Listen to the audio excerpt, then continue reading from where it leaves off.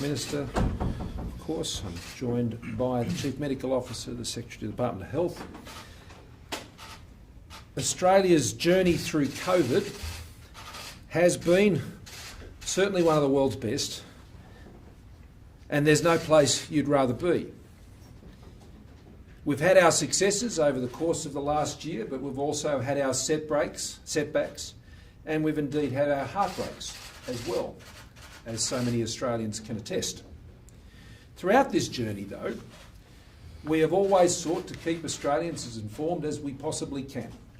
I can recall standing in this room a year ago, taking you all through many different issues as a result of the matters being worked through by our medical advice experts who have informed us all the way through this past year and more.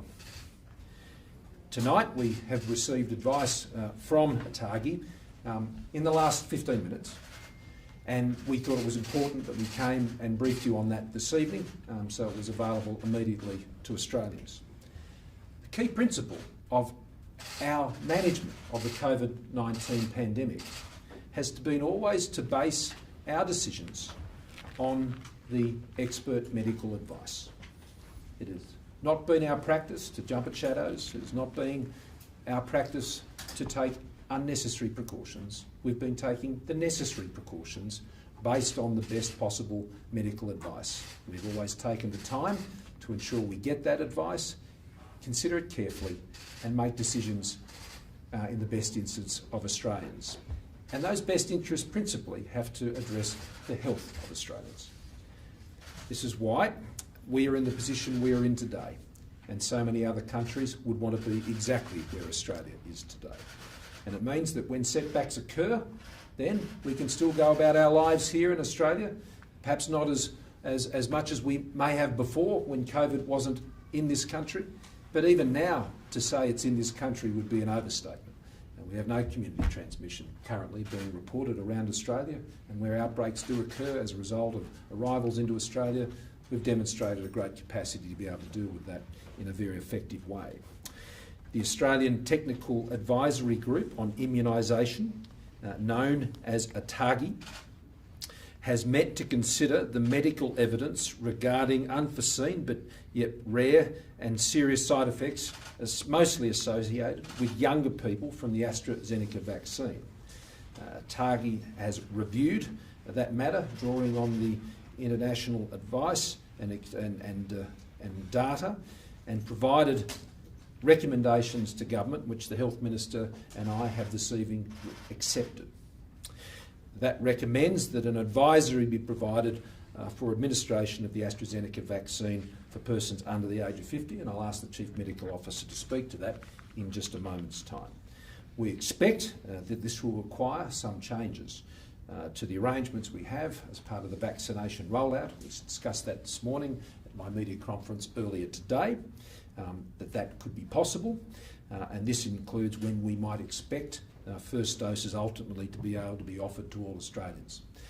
As always, we would encourage Australians to seek out the advice of their own doctor in relation to these issues. Australians make choices about their own health, and the best people to advise them on those decisions is their own GP, and we would encourage them to do just that. So with that, I might ask the Chief Medical Officer to speak to the recommendations we've received from ATAGI this evening. I'll then ask Professor Murphy to speak on the issues that then relate to the vaccination rollout, and then I'll ask the Health Minister to make some closing comments, and then we'll take questions on these issues tonight. I'm not proposing that we have a broader press conference on other matters tonight. I'm sure you will understand. We had one of those this morning, and I'll be standing up after the National Cabinet tomorrow, so there'll be ample opportunity at that time. Paul. Thanks, PM. So, as the Prime Minister has mentioned, we've received advice from the ATAGI group this evening. So, this is a group of experts on vaccines, on epidemiology related to vaccines, on vaccination programs, and really they're an appointed committee to do exactly what they've provided tonight, to provide advice to government, specifically to Minister Hunt, so that those decisions of government can be advised by that best medical advice. I was at their meeting today, which went for several hours. That was the second one in 2 days, where they were considering specifically the issues that have been raised and people are aware of through last night and over the last week, particularly in Europe and the UK. Several members of that ATAGI group, as well as the Therapeutic Goods Administration, have dialed into those meetings, and so they had very up-to-date information on this issue of these particularly rare but serious blood clots that have been associated now with the AstraZeneca vaccine. So they took into account and really balanced the risk and benefit of taking the decisions they took today, which is related to their advice given to government this evening. And they took definitely note what was decided in other countries, which has been variable in relation to these matters, and put that into an Australian context, not only as we are now in terms of the epidemiology of the disease in Australia up to this point, but also looking into the future about what might happen if there are outbreaks of COVID-19 in Australia. So just to reiterate, this is a very rare event. At the moment, it seems to be around 4 to 6 per million doses of vaccine. It's only been found in the first dose of the AstraZeneca vaccine, usually within 4 to 10 days after that vaccine. But it is serious and it can cause up to a 25% death rate when it occurs. So with that was the background, and so the ATAGI recommendations are the following. At the current time, the use of the Pfizer vaccine is preferred over the AstraZeneca vaccine in adults aged less than 50 years who have not already received a first dose of AstraZeneca vaccine. This is based both on the increased risk of complications from COVID-19 with increasing age and thus increased benefit of the vaccination, and the potentially lower but not zero risk of this rare event with increasing age. The second recommendation is that immunisation providers should only give a first dose of AstraZeneca COVID-19 vaccine to adults under 50 years of age where benefit clearly outweighs the risk for that individual's circumstances. The third recommendation is people that have had their first dose of the COVID-19 AstraZeneca without any serious adverse events can safely be given their second dose. This includes adults under the age of 50 and people who have had blood clots associated with low platelet levels after their first dose of COVID-19 AstraZeneca should not be given the second dose. So that's the all but one person that we've had so far in Australia are in that category. People that have had their first dose should safely have their second dose. The final recommendation is that the Department of Health further develop and refine resources for informed consent that clearly convey the benefits and the risks of the AstraZeneca vaccine for both immunisation providers and consumers of all ages. And that is underway, that work, and that will be provided overnight and into the morning. Thank you, Paul. Professor Murphy. Thank you. So I want to start by just reiterating what Professor Kelly said, that this is a very, very rare event, and it is a highly precautionary position that Australia can take because we're in our fortunate position with COVID. All vaccines have adverse effects, some serious. Flu vaccines do. The Pfizer vaccine has a risk of anaphylaxis, which we've seen. But this syndrome, after all of the work we've done with the UK and Europe, does seem to be a real syndrome, and we now feel that at an abundance of caution, given that this syndrome seems to occur mainly in younger people for whom the risk of severe COVID is not so great, that there is a basis to have a preferred recommendation for those under 50.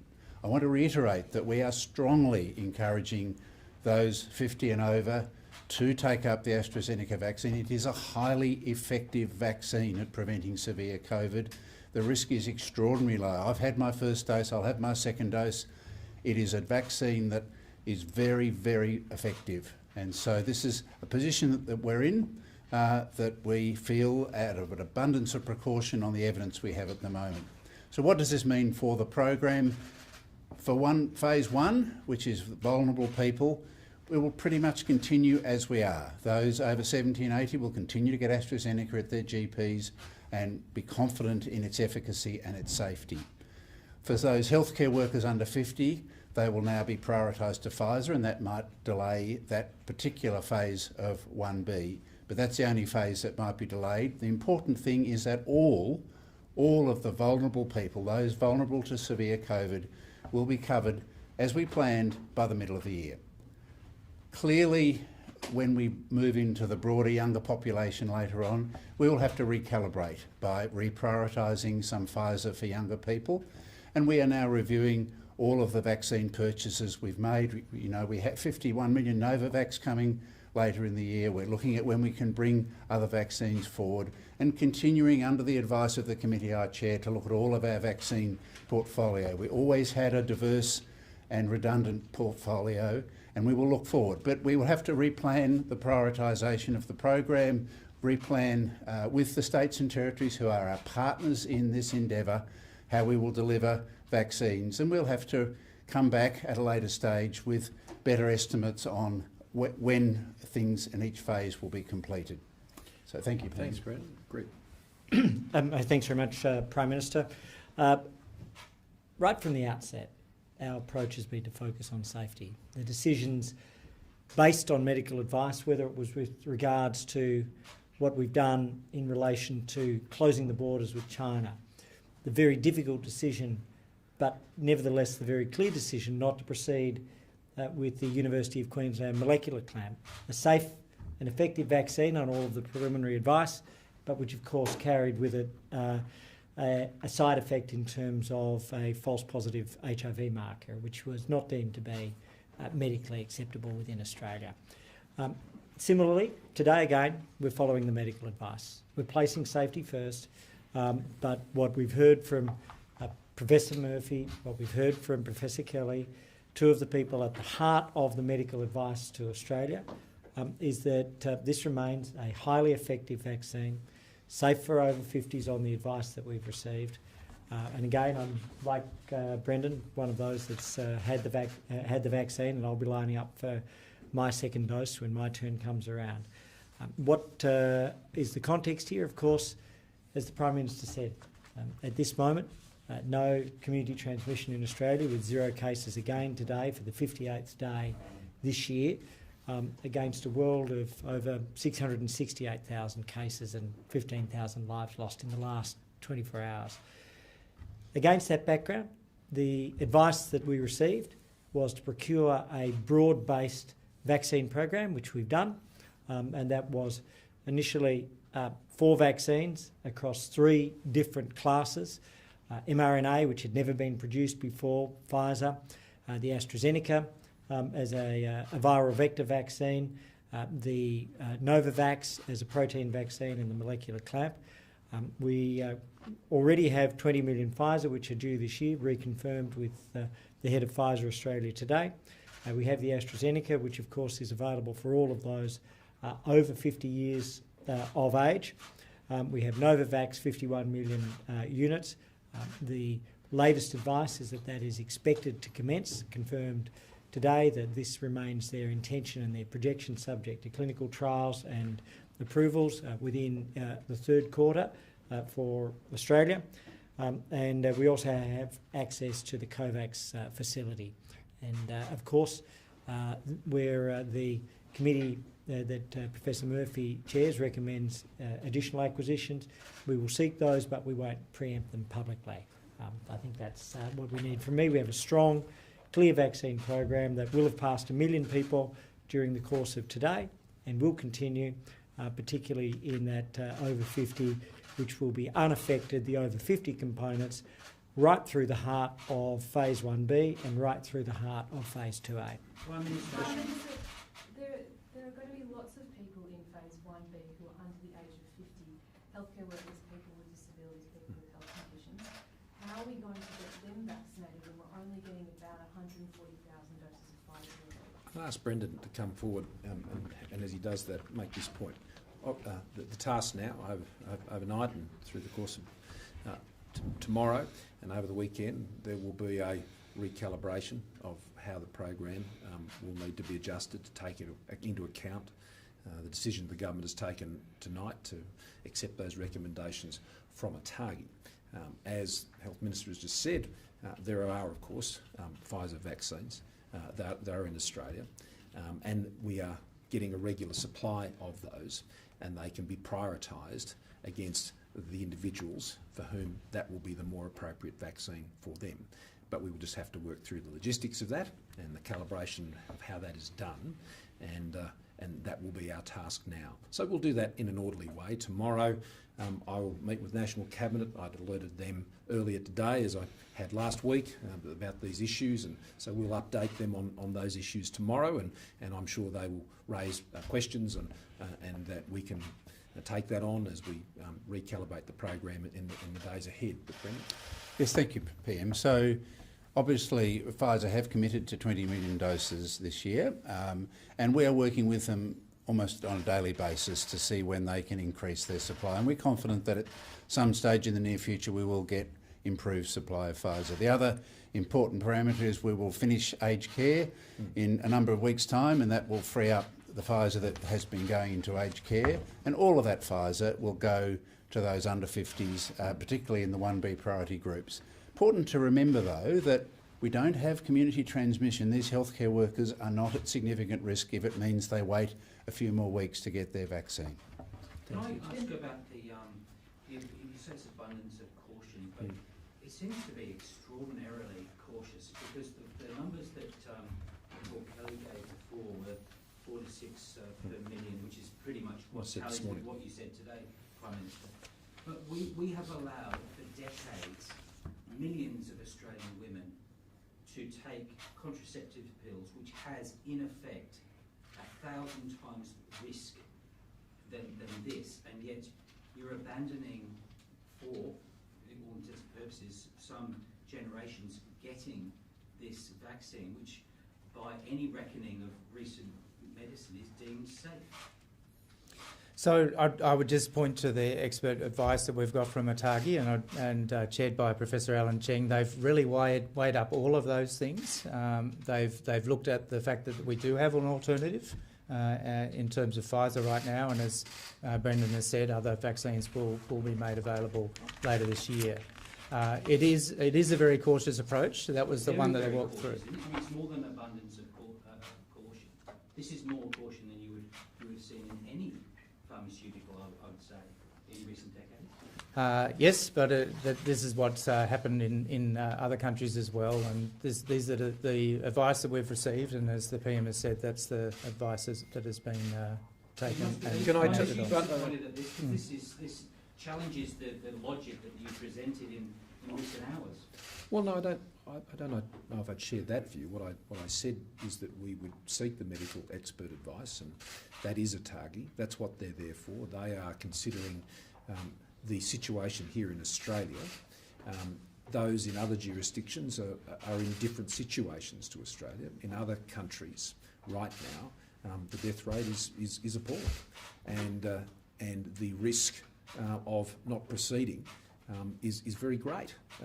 As I said this morning, some 6,000 lives saved in the UK because their situation is far more desperate. But I want to draw you to answer your question to recommendation 2, which says that the immunisation provider should only give a first dose of AstraZeneca vaccine to adults aged under 50 where the benefit clearly outweighs the risk for that individual circumstances. So ultimately here, the choice is with individual Australians and their doctor, and that would be the case for the other treatments and vaccines that are out there currently. This advice is provided into the medical community, and then it's important to have that discussion with your local doctor. And so Greg is, well, he's not quite under 50 anymore, but not too far past it. But the point is, we chose to predominantly deliver the vaccine on the advice of Professor Murphy's committee, and to do it through the GPs, because that's where primary health care can be provided, and you can have that discussion with your doctor and make an informed decision about your own health. So the advice here today is not to not have the AstraZeneca vaccine. There is not a prohibition on the use of the AstraZeneca vaccine for persons under 50.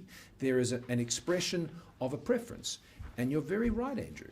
Australians will look at that risk. They will ask their doctor about that risk. Their doctor will know their own personal health circumstances and can answer any questions that they might have.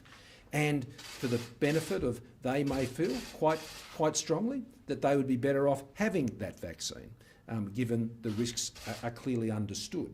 So this is not a directive. This is not an instruction. This is advice that is being provided to Australians and the broader medical community who are responsible for administering these vaccines. But you're right, it is an abundance of caution, and it's a caution that is being exercised consistent with many other countries around the world. And we would expect to see that also continue in other countries now making similar decisions. And why we're here tonight is just to be very upfront with Australians, so Australians can know that they're getting all the information that we have and they can feel informed about the decisions they make about their own health. And we want to empower them in those decisions. Prime Minister, despite I'm just going to go around the room tonight and just take one at a time here. No. Despite the advice that it's just a precaution, why would anyone now risk giving their elderly relatives the AstraZeneca vaccine, given we don't have the virus here, there's no community transmission? Would it be preferred to perhaps wait for the Pfizer vaccine? Is there now a need to speed up delivery to give people over the age of 50 Pfizer rather than AstraZeneca? So the advice, as I said from the beginning, is based on the evidence that we have so far, and we must say that this is very preliminary evidence. There are very few cases of this extremely rare event that have happened anywhere in the world. But the ones we've seen, there's definitely a tendency for it to be in younger people. And we're still working out what the mechanism might be for why this is occurring, but it's most likely to be, seems to be related to an immune reaction, probably to the adenovirus of the AstraZeneca vaccine. So younger people have a more robust immune system and are likely to have this sort of reaction. So for the 50 cutoff is based on what we've seen from these events so far. More common in younger people, less common in older people. We know older people are at higher risk of COVID, and COVID could come. We could get outbreaks. We've had incursions from hotel quarantine in recent weeks. So it's very important that those people in those priority groups are vaccinated as quickly as possible, and AstraZeneca is perfectly safe in people in those older age groups. And that goes to the point that the health advice is that the AstraZeneca vaccine for persons aged over 50 is well advised, because their risk, should there be an outbreak of COVID-19, they would be very exposed to that risk. They are the most vulnerable group in the country. And so it's important for them to be vaccinated, because the vaccine protects against very serious illness.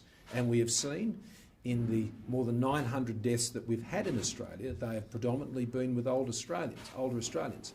And so that would mean that the health advice would encourage them taking that vaccine to protect them from what is a global pandemic. We've done very well during the pandemic, but we're not immune from these uncertainties, and then taking the precautions that are necessary when we need to. Prime Minister, what impact is this expected to have on the uptake of AstraZeneca? And was that a consideration tonight, the chance that you could scare too many people off taking AstraZeneca by taking this very cautious approach? Well, let me answer the first one. I'll let Paul deal with what was considered within ATAGI. Our purpose here tonight is to reassure Australians, to reassure them that we're being very clear about what the very low level of risk is here, but it is rare, but a serious risk for those who can find themselves in that situation. I'd also note that it was unforeseen. I mean, these are not things that are presented in the trials or other phases, as I understand it, when the AstraZeneca vaccine was going through that process, either here or overseas. You'll recall that the Health Minister and I were very adamant that the process for approving the AstraZeneca vaccine, indeed all of the vaccines that are being used here in Australia, would go through every single process required of our TGA, and it did. No corners cut, no process not followed. And so in standing here tonight, I'm saying to Australians that we're being very upfront with you, there is this issue. It is an issue of, I'd say, low risk in terms of its incidence, say 4 to 6 out of a million. That is a very low incidence, but it would not be appropriate. It would not be the right thing to do to not share that information with Australians. So we are doing that, and I would hope that that would provide a reassurance about the way that the government is seeking to inform people about the program. But Paul, on the issues that were considered and impacts on vaccine resistance. Yeah, so vaccine confidence is absolutely crucial. We understand that, but I would echo the PM's comments there that one of the most important things, we know this from many years of working in vaccines and vaccine confidence, is about sharing information, and being upfront with that information is a key component of that. People should have trust in this program because this new signal, which has come from the many millions of doses that have happened, particularly in Europe and the UK, and those rare events have started to come out that were not found in the clinical trials. We've taken very rapid decision to look at that data carefully and to make the decision that has been made today, and the advice has come from medical experts on that basis. We're sharing that with the Australian public so that they can be aware and know that if we ever get that information, we will immediately and fully be transparent about it. Sorry, I'm moving all around, so I'll get to you, I promise. Could I ask about CSL and Novavax? How will this affect, I guess, the production of AstraZeneca from CSL? Will they still be asked to make 50 million doses? I know there was some talk a while ago about CSL potentially making Novavax as well. I think in your presentation a few weeks ago, Professor, you said that we're expecting Novavax from, I think, October or September. Will we ask them to accelerate that timeline? Can we ask CSL to start making Novavax? All options are on the table. Clearly CSL, we still have a big need for AstraZeneca. It is going to be a really important vaccine to vaccinate a significant proportion of the population. So they will continue to make AstraZeneca. We'll be reviewing with them over coming months just what the output will be. They can't make another vaccine while they're making AstraZeneca. They made that very clear. We will explore with Novavax if there are any options to manufacture onshore, but most importantly, we are working with Novavax to get their promised deliveries as early as possible. As Minister Hunt said, they are talking about getting some deliveries to us in Q3, and we will continue to explore with every vaccine company according to the advice of the SciTag committee. So all options are on the table. So in short, yes. Greg. And I might just add, I spoke earlier today with the Global Vice President of Novavax. They remain on track on their advice to us for a likely delivery in the third quarter, commencing then and proceeding from then on. The advice that they have on their published results, albeit early stage, are 100% effectiveness with regards to prevention of serious illness, hospitalisation or loss of life. Just to follow up on Novavax, I think the last time that I remember hearing about Novavax, they were still quite early in the process of applying to TGA and that sort of thing. Where are they at now in terms of the application? So well advanced. It's a progressive process. They're providing data as they come. Obviously, final approval will probably await the publication of the main phase 3 trial in the US, but they are progressively providing information to the TGA and that's progressing.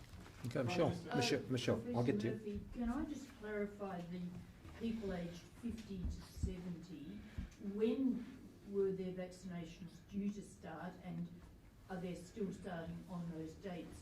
And on the point the Prime Minister made about putting reliance on one's individual doctor, obviously the doctor knows the patient's health state, but he or she doesn't necessarily know much about the vaccines, and as we see, even your experts are getting changing information. So I just wonder how much people can really rely on that information. So we are providing information to the doctors. That's really important. We're providing preliminary information tonight, and we'll be providing information as we have done right through the GP vaccination program, comprehensive information, informed consent, patient information sheets. All doctors instantly? preliminary information tonight will go out to all of our vaccination providers, and we'll provide new information over coming days. In terms of the general population aged 50 to 70, they're planned to come in phase 2, which starts when we've finished most of phase 1, around the middle of the year. And for those with AstraZeneca, we'll have plenty of AstraZeneca, and we would intend to start them at that time. I'd also stress, Michelle, that with vaccines, normally this is what happens. This is not a new process. From time to time, if there are issues with vaccines that occur and ATAGI consider matters on other medicines or vaccines, then this is the same process. And GPs and doctors are familiar with that. So they would get their alerts, they would get their information, Sure. That is what would normally happen. And so that is a process they're familiar with, and that's the process we'll be following on this occasion as normal. Yes, sure, Greg. I think it is worth understanding with our flu vaccines, we have some flu vaccines for under 65s and some flu vaccines for over 65. So the notion of an age cut-off is actually something which is already part of our current operating vaccine program. So that's not a new concept, but it's an evolution with this particular vaccine based on the advice. Can you just clarify what this means for the timeline for the wider rollout? And just on targets, does a setback like this give you reason to reconsider even setting targets in terms of how many doses will be administered by a certain point? Just the uncertainty throughout this entire process just makes it impossible to know and to say that we will do this by this point. Well, in terms of what the overall implications are at this stage, it's too early to give you that answer. And that's what I said in my opening comments. I mean, this now has to be considered, the impacts assessed, and the program evaluated and recalibrated. And once we've done that, we'll be in a better position to understand those implications. The early stage implications of this, though, are far less significant because of the nature of who we're vaccinating right now. I can tell you down at Park Hill in Melbourne, they'll be cranking out AstraZeneca just as quickly as they were over the last few weeks, and that will continue. The distribution will continue, and we'll be discussing that also at National Cabinet tomorrow. So the early stage impacts with the groups that we're vaccinating at the moment, we would expect to see less change, obviously, for those who are under 50, who are frontline health workers or quarantine workers, but the majority of those would have been vaccinated already. Then those who are working in aged care or disability care, there will be implications there. And so we'll have to look at how you reapportion where Pfizer goes and makes it available to those groups. On the broader question that you've raised about seeking to provide some guidance as to how we think things are going to play out. These are questions that I'm asked, as all the others who are joining me on this platform this evening, by the media, and not just the media, but states and territories and others on a daily basis. I think Australians reasonably want to know how they think things are going to proceed in the weeks and months ahead. But you're right to highlight that, as I did this morning, that the environment in which COVID is existent is not a certain one. There are many uncertainties. There are many variables.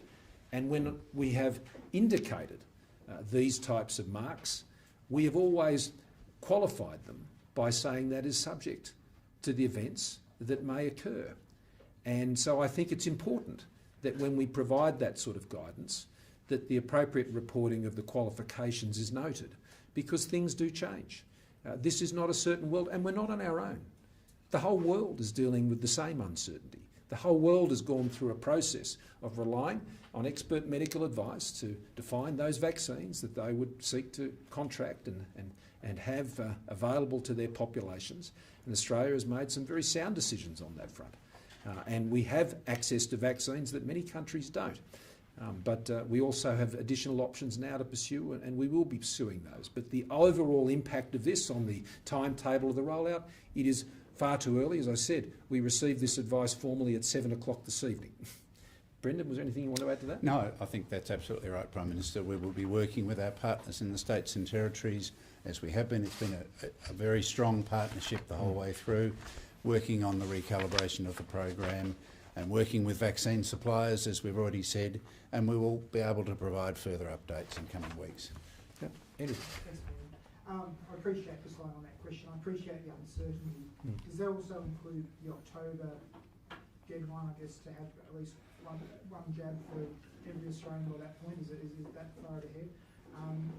Do we have to rethink around things like lockdowns and international border closures because of this? And probably at risk of sending people to Dr. Google, Professor Kelly, is there any research being done around giving people blood thinners like aspirin to address the issue of clotting with AstraZeneca?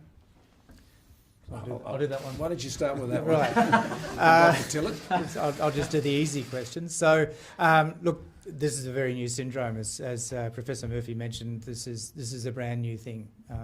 It's only been demonstrated in the world over the last few weeks. There's lots of research going on about what the mechanism as to why it's occurred. It's something similar to a particular type of blood thinner, actually, heparin, which can cause a similar syndrome, but it's different to that. So we have some ideas of the mechanisms, but we need to really understand that before we know what to do. There are treatments. In fact, to follow on from what the question about the advice to general practitioners and others, the Haematology Society of Australia has been very helpful and rapid in their advice about what to do on the basis if someone is diagnosed with this type of disease. But in terms of actual prevention, there's nothing. It seems that it comes virtually spontaneously. It can't be predicted because of what people have had in the past, particular diseases. The only one thing is if they had this with the first AstraZeneca vaccine, you don't have the second. And in relation to the other matters, that is exactly what I was referring to about the uncertainty, and that's we will have to look at the impact of this on that broader rollout. I think that's fairly obvious and fairly understandable. That was what I was referring to in my opening comments. So we will look at that. And in terms of the impact on other issues, well, of course, the vaccine rollout provides more opportunity, I think, to be surer, to reduce further the risk that can encourage states and territories in terms of how they're managing restrictions. Now, right now, when it comes to community transmission, we're in a good place. But as we know from experience, that can change quite quickly. But what we've also seen is rather quick responses. Restrictions have come on quickly, but they've gone off quickly too. And I'm seeing a growing confidence from the states and territories, which I welcome and have long encouraged to move quickly on these things, as Northern Territory has done actually for a very long time. Moved quickly on, moved quickly off on a hotspot basis. And same applies with how we're managing things across the ditch now with New Zealand, and we're working on a very similar basis. So I don't expect to see that. I mean, the fundamental protections we have in place in Australia at the moment with how we've been suppressing COVID have been very important. And Australians are living life here very different to how people are in other countries. And that means, you know, a setback like this, an event like this, does not have the impact that it is having in those other countries, both to risk to life and risk of serious disease, but also risk that it means for the economy. And so we need to stay on our game when it comes to suppressing the virus, and we need to stay on our game and continuing to roll the safe and effective vaccines out to the population.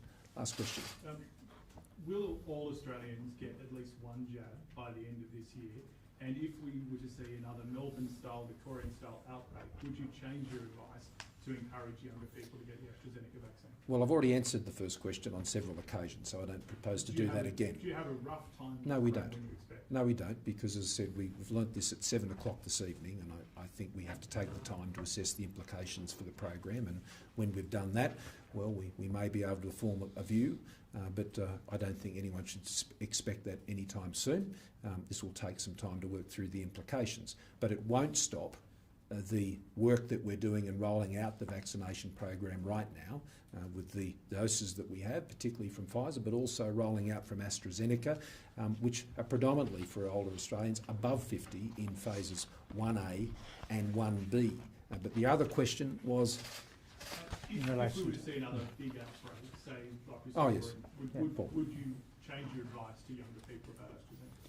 So the ATAGI advice that I read directly from earlier also addresses exactly that point, and it makes the point that the advice is based on the situation at the moment, but that risk and benefit equation can, with increased risk, change, and so the benefit of having vaccination rapidly in that sort of situation could change that advice. So yes, this is the advice as of today. Things may change in the future if the epidemiology of the disease changes in Australia, as well as other matters. But that one in particular was looked at. Just to clarify, Professor Kelly, just in terms of this blood clotting, have we only got one instance, the 44-year-old chap from Melbourne? Are you sharing everything that ATAGI shared with you, or is there some other concern, broader concern that's come from state departments scouring their records of people who've been vaccinated? Andrew, I've been completely transparent tonight, as we all have, and so the advice. 1 million, isn't it? That's well. I don't think that we've got quite to 1 million in terms of AstraZeneca. It's 1 million doses, including the Pfizer vaccine. But yes, so far we've only seen that one case. That's the only one that we've had, and that was subject to a specific response by the TGA, and they've confirmed that it fits into this general syndrome. Okay, I've got time for I'm going to take two more. One here, one there. I'm sorry, and then we're going to have to go. So on a related health one. Yeah, and I'll finish. How many people have actually had the AstraZeneca shot here in Australia, and is there any general health advice that they should be considering right now? If people are out there who've got one of these shots, is there anything they should be worried about? Should they be taking any precautions, anything like that? Do you have I don't have the number of the exact AstraZeneca. Sorry, I can provide that. We do know that is rolling out now, and it's been rolling out in many people. I think the advice that we should say is that people who have had it over 2 weeks ago, they shouldn't be worried at all. Others should be watching out for the specific symptoms, and that'll be part of our advice we'll be giving to GPs. They should talk to their general practitioner about those matters. Yeah. Last one. Where are our Pfizer doses coming from? It's not Europe, is it? Are we going to face more export blocks? Greg, do you want to deal with that? Sure. So we don't identify, for security reasons, the specific source. Shall we say that we've been very heartened by the continuity, the reliability, and of Pfizer so far. And I would add, on a general point, Europe has often said that they do not have a dispute with exporting vaccines. They have a specific dispute with AstraZeneca,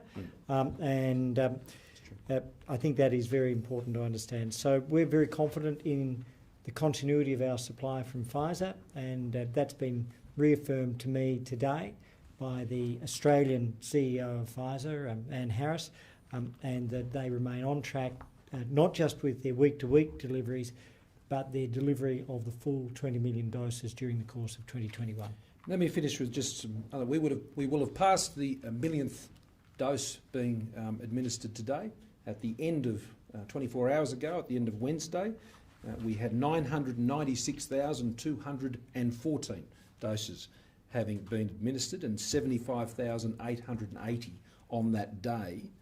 361,083 had been administered through that primary care network, and as of that 75,880, more than half of those were being done through the GPs. So you can see that GP network is now becoming the dominant form through which doses are being administered, and 125,260 doses had been provided through to the Age and Disability Services for the residents of those part of that program.